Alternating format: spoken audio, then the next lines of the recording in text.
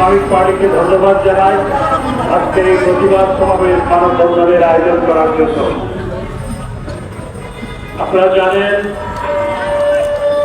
বাংলাদেশে প্রকৃত অর্থে গত সপ্তাহে রাষ্ট্রের উপর হামলা পরিচালনা করা হয়েছে এবং সমস্ত রাষ্ট্রীয় সম্পত্তি ধ্বংস করা হয়েছে। এই রাষ্ট্রীয় সম্পত্তি আমাদের গর্বের, যে রাষ্ট্রীয় সম্পত্তি নিয়ে আমরা অহংকার করি, যে রাষ্ট্রীয় স্থাপনাগুলো দুর্যোগের বিপাকে মানুষের পাশে দাঁড়ায়, সেগুলো ধ্বংস করা হয়েছে। বাংলাদেশ টেলিভিশনে 60 বছরের ইতিহাসে যেটি কখনো ঘটে নাই, এমনকি মুক্তিযুদ্ধের সময়ও পাকিস্তান হানাদার বাহিনী যেটি করে নাই, সেদিন এই বিএনপি জামাত জঙ্গি গোষ্ঠী তারা কোটা আন্দোলনের সুযোগ দিয়ে তারা সেখানে এই বাংলাদেশ টেলিভিশন চালিয়ে দিয়েছে, সেতু ভবন চালিয়ে দিয়েছে, সড়ক ভবন চালিয়ে দিয়েছে। দুর্যোগ ব্যবস্থাপনা মন্ত্রণালয়, যেই মন্ত্রণালয় বাংলাদেশের দুর্যোগ বিপাকে মানুষের পাশে দাঁড়ায়, ঘূর্ণিঝড় হলে, জলোচ্ছ্বাস হলে, বন্যা হলে এই মন্ত্রণালয়ের মাধ্যমে মানুষকে সাহায্য সহযোগিতা করা হয়, সেই মন্ত্রণালয় চালিয়ে দিয়েছে। স্বাস্থ্য অধিদপ্তর, এই স্বাস্থ্য অধিদপ্তরের মাধ্যমে সমস্ত দেশে সাধারণ মানুষের স্বাস্থ্য সেবা কার্যক্রম পরিচালনা করা হয়, সেই স্বাস্থ্য অধিদপ্তর চালিয়ে দেওয়া হয়েছে। সার্ভার চলে গেছে এবং এখন সমন্বয় করে স্বাস্থ্য সেবা দেওয়া কঠিন হয়ে দাঁড়িয়েছে।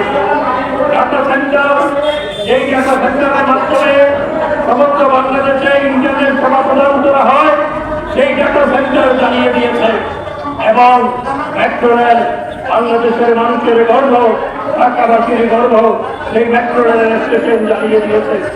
এইভাবে বাংলাদেশের সমস্ত গর্বের, অহংকারের এবং সেবামূলক সমস্ত প্রতিষ্ঠানগুলোর উপর তারা হামলা পরিচালনা করেছে। যখন পুলিশ সদস্য আহত হয়ে হাসপাতালে গেছে, সেখান থেকে সেই পুলিশ সদস্যকে ধরে এনে টেনে হেঁচড়ে তাকে নির্মম নির্যাতন করেছে এবং হত্যাকাণ্ডের শিকার হয়েছে। পুলিশ সদস্যকে পিটিয়ে হত্যা করে লাশ ঝুলিয়ে রেখেছে।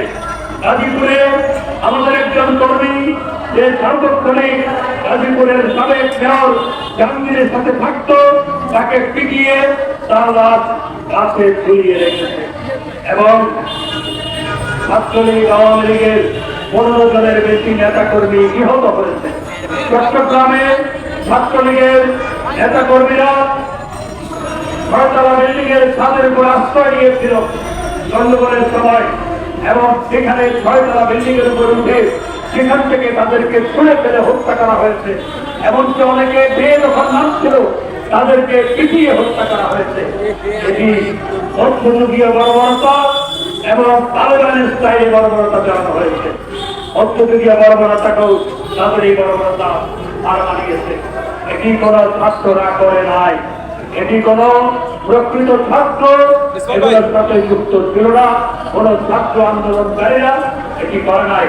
যারা ছাত্ররা মাঠে নেমেছিল, যারা অহিংস আন্দোলন করেছিল 2 সপ্তাহ ধরে, 2 সপ্তাহের বেশি সময় ধরে, এবং সরকার, পুলিশ তাদের সমস্ত নিরাপত্তা বিধান করেছিল। তারা সমাবেশ করেছে, সরকারের কাছে দাবি দেওয়া দিয়েছে, এমনকি তারা রাষ্ট্রপতির কাছে গিয়েও তারা দাবি দেওয়া পেশ করে এসেছিল।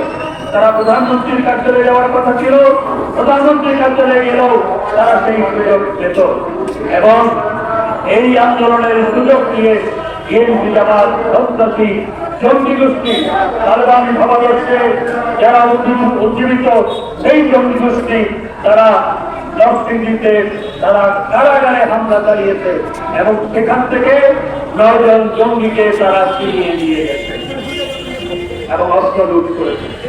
এটি রাষ্ট্রের উপর হামলা।